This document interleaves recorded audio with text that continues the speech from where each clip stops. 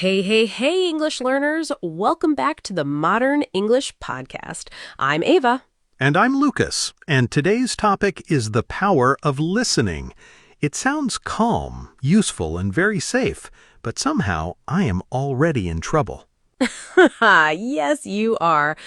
Lucas, why are there flowers on our table? Because you asked me to bring them. I listened carefully, stopped at a store, and chose the nicest ones. Wait, what? I asked you to bring flour. Flour, Lucas. I wanted to make pancakes after we finished recording. Oh, well, this is awkward, but look at the room. My mistake has improved it. You heard flowers instead of flour? Or did you hear exactly what you wanted to hear? To be fair, flower and flower sound the same in English. Your voice message was not very clear. My message said, I want to make pancakes. Can you pick up flour on your way? The pancakes were a very big clue. I may have missed the first part. Oh no, so you did not listen to the whole message. I played the whole message. That is almost the same thing. No, it is not. Playing a message and listening to a message are two different things. Fine. I was walking, checking the time, and thinking about our recording. Then I heard the word flower. You were distracted. Distracted means your attention was in another place. Your ears heard my voice, but your mind was busy. That is true. Still, these flowers are beautiful. They are. Perhaps too beautiful for a simple listening mistake. Some mistakes deserve effort. Wow, that was a very smooth answer. Thank you. I prepared it while you were talking about pancakes. Lucas, you are still not listening. I walked into that one. And that is why this topic matters. Many learners believe listening is easy because they can hear the sound. But hearing sound is only the beginning. Real listening means giving attention, finding the message, and noticing what the speaker needs you to know. Exactly. You do not have to catch every word. You need to catch the situation, the main message, and one useful phrase. And later in this episode, Ava is going to give me a listening test. Yes, you will get one short message with several details. If you miss an important detail, I choose your phone ringtone for 1 full week. Oh no, what kind of ringtone? I found one with a very excited duck. Dear listeners, please stay with us. My dignity needs your support. Good. We already have our first reason to keep listening. Let us begin with a simple question. Have you ever looked at someone and said, "Yes, I'm listening," but you had no idea what they just said? Oh, many times. A friend talks to me, my phone lights up, and suddenly my attention leaves the room.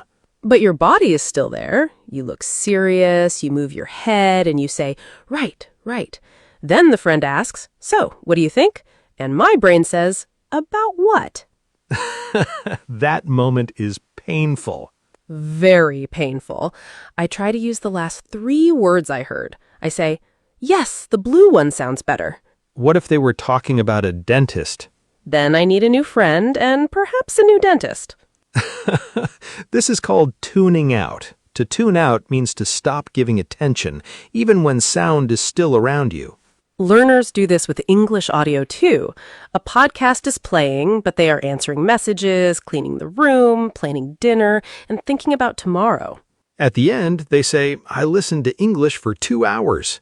But if you ask what the podcast was about, they remember the opening music. And one advertisement.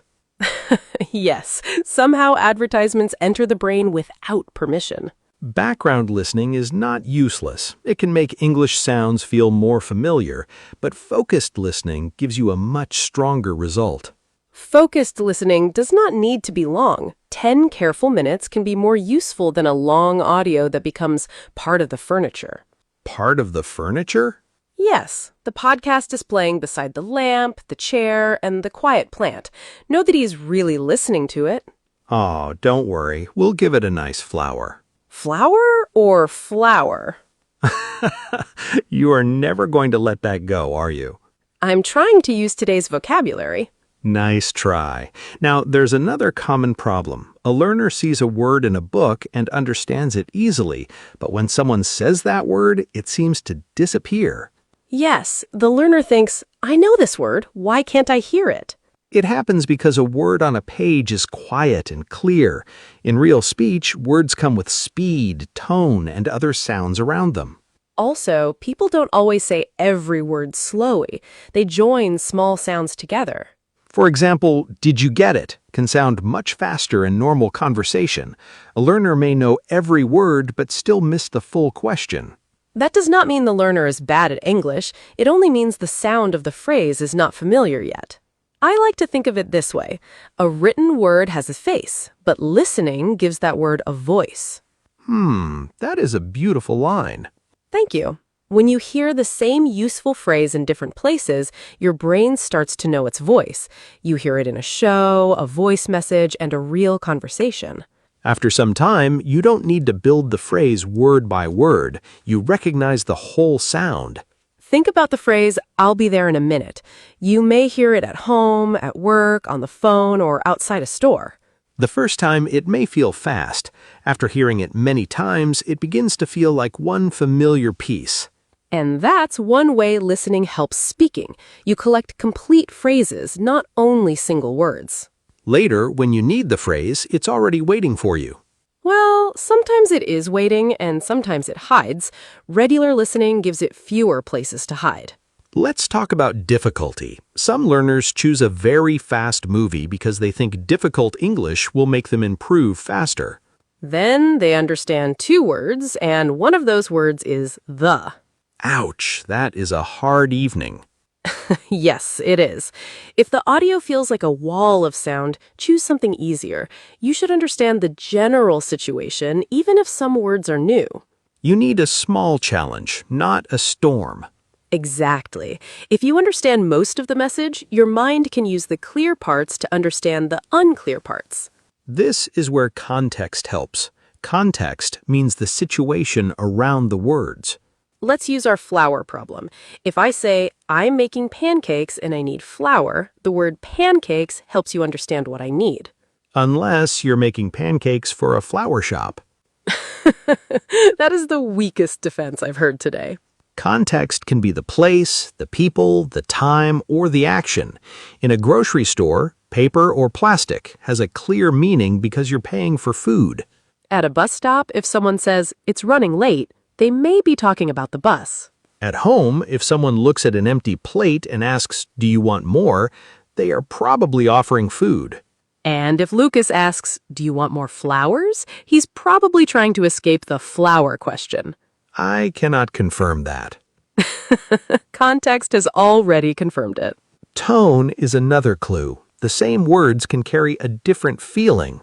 Right. Imagine I say, that was clever. My voice can sound warm, surprised, or a little annoyed. Which voice are you using with me today? All 3. Wow, I feel very successful. Tone helps us understand whether a person is joking, worried, tired, or serious. You don't need advanced English to notice a feeling. Sometimes you understand the emotion before you understand every word. Exactly. Feelings can be clues too.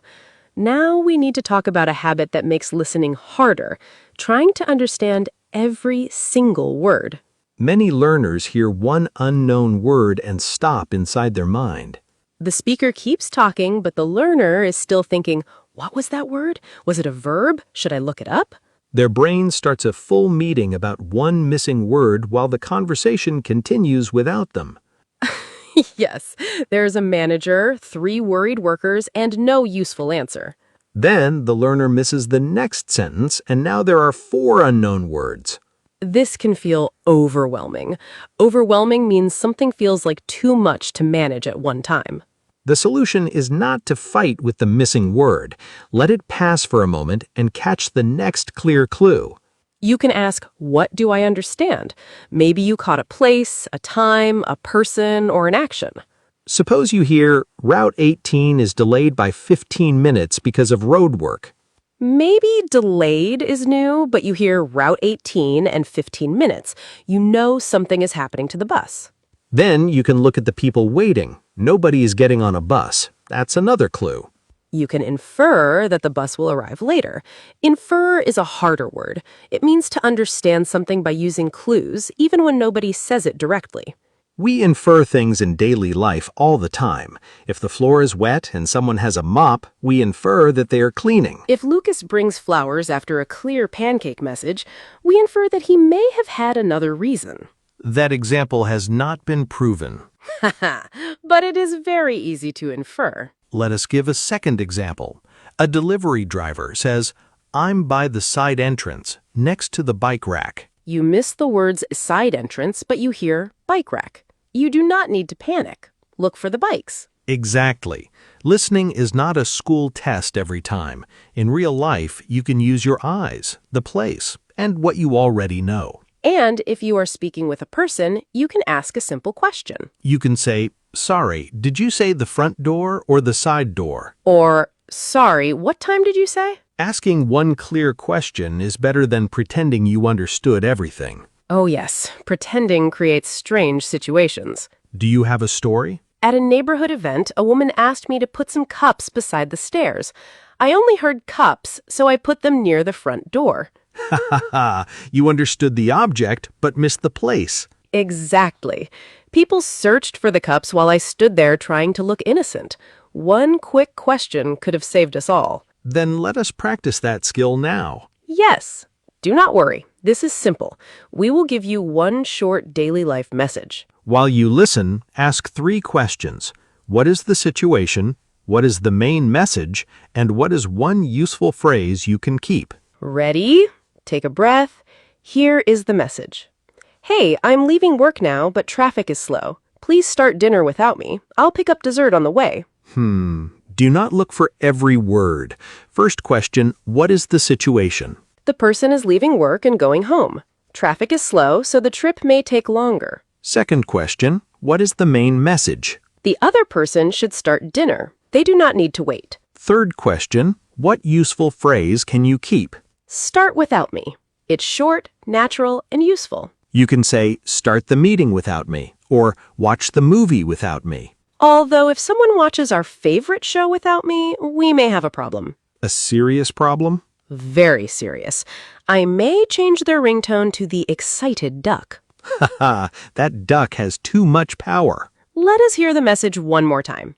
Hey, I'm leaving work now, but traffic is slow. Please start dinner without me. I'll pick up dessert on the way. Did you notice more the second time?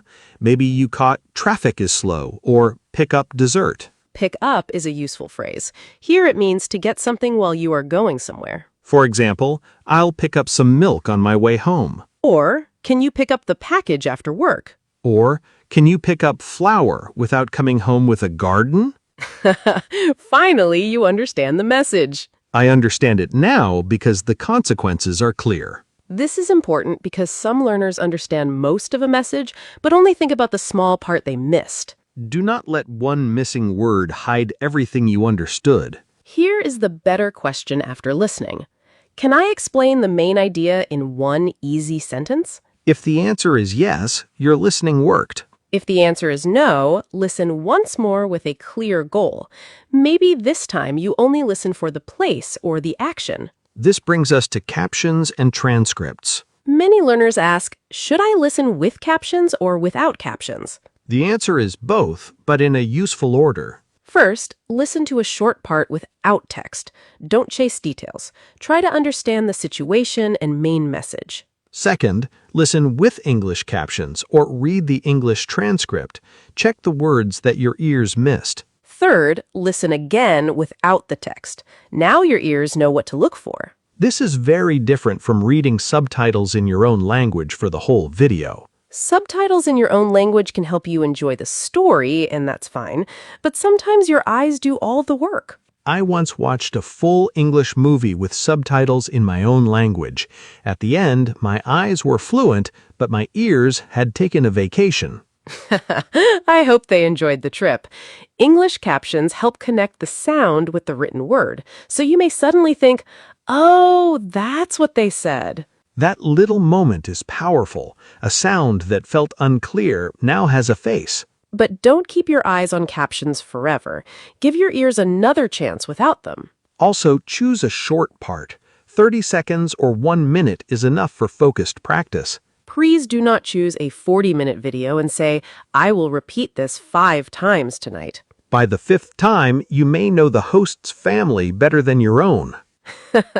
And you may never want to hear that person again. Short repetition is easier. Each time, listen for something different. First time, catch the meaning. Second time, notice one useful phrase. Third time, notice the tone. Tone can show you how a phrase feels. Are you serious?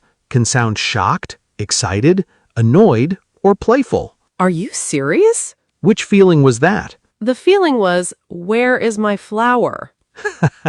Very clear tone. After you notice one phrase, borrow it. Use it in your own day. Borrow does not mean you must return it. English phrases are generous. For example, you hear, I'm on my way. Later, when you leave home, you use that same phrase in a message. Or you hear, that works for me, and use it in a new plan. This is called picking up a phrase, learning it naturally by hearing it. One useful phrase is enough. Don't try to collect 20 phrases from one short clip. Why not? I like collecting things. Because you already have 12 flowers, no flour, and a lawyer. Fair point. My hands are full. If you take one phrase and use it, you are more likely to retain it. Retain is a harder word. It means to keep something in your memory. Using a phrase helps you retain it because it becomes part of a real moment in your life. Exactly. You remember I'm on my way better after you use it in a message to a friend. Listening gives you the phrase, and daily life gives the phrase a home. That was another beautiful line. Words are lucky today. Only words? Well, flowers too. You are very careful. I have learned the power of listening before answering. Now, listening is not only useful for learning English from audio, it also helps you have better real conversations. A good listener doesn't spend the whole time preparing the next answer. Yes, sometimes we are not listening to understand, we are only waiting for our turn to speak. Then we answer the idea in our head, not the idea the other person actually shared. A simple response can show that you listened. You can say, really?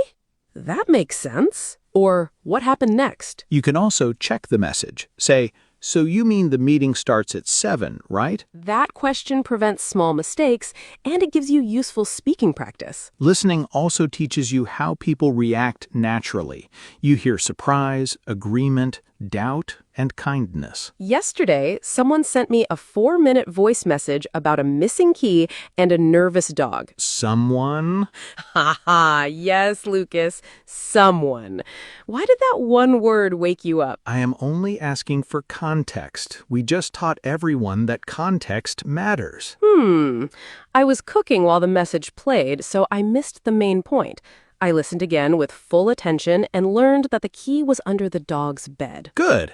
And who sent the message? Nice try. Attention changed what I understood, but it will not open every locked door. Ouch! I thought good listening would earn me an answer.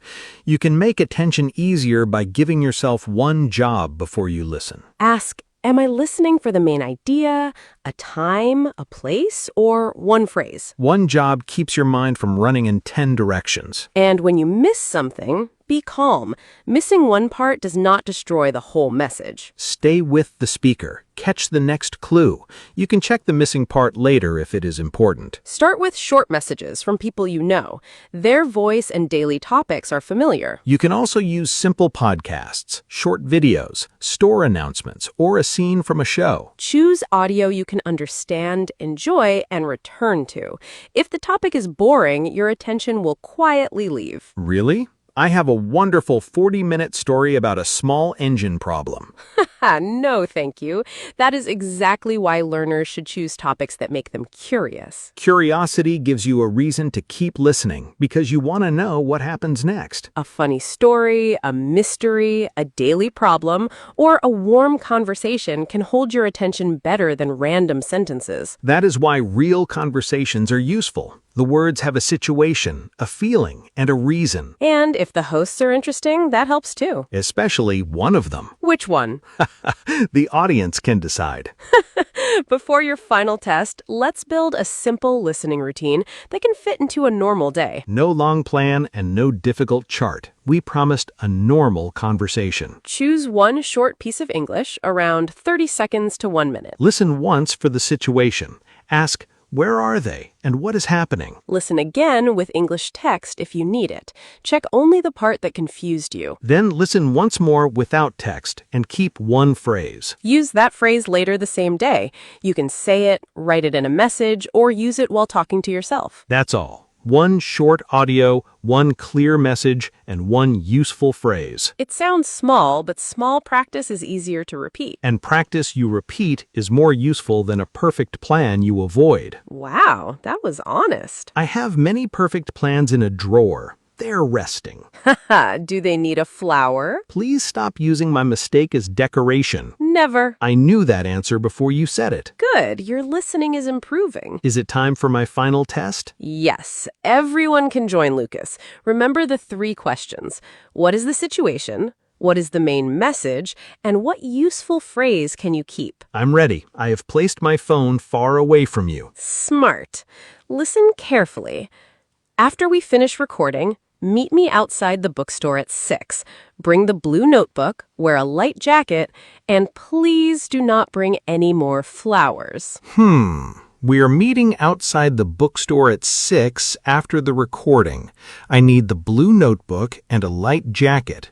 And the final detail is no more flowers. Wow, you caught everything. So my ringtone is safe. Yes, the excited duck must wait for another day. I feel free. But I have one question. Did you really mishear my first message? We have reached a very sensitive part of the test. That is not an answer. To be honest, the message had some street noise. Some street noise? And the flower shop was right there. That is still not a full answer. Some listening mistakes make a room look better. Wow, that was a suspiciously elegant answer. Did it work? Maybe. And for the record, the flowers can stay. Good. They look right beside you. The flowers look right beside me, or the whole room looks right? That question is above today's English level.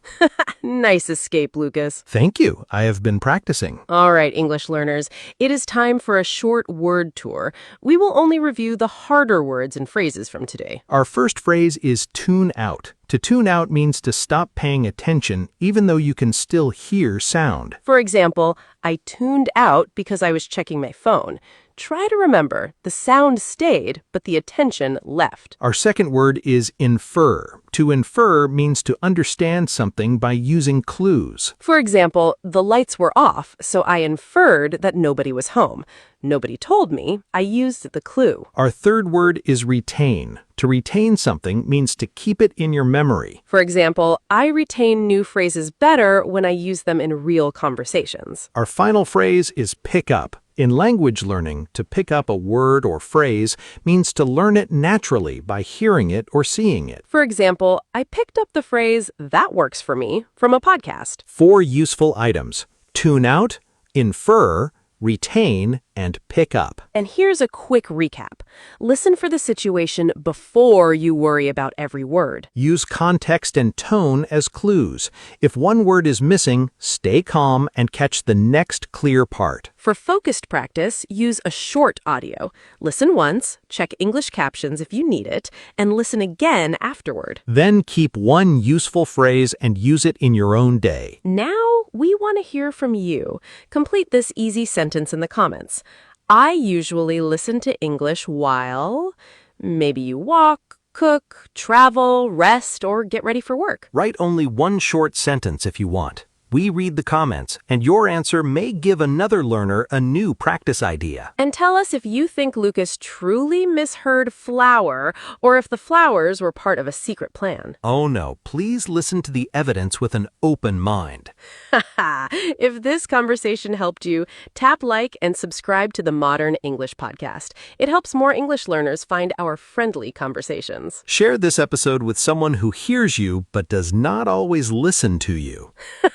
That may start a small argument. Then send them flowers. Or flour if they want pancakes. Thank you for spending this time with us. You practiced real listening, useful English, and one very important difference between two similar sounds. Keep your practice simple, stay curious, and don't feel bad when you miss a word.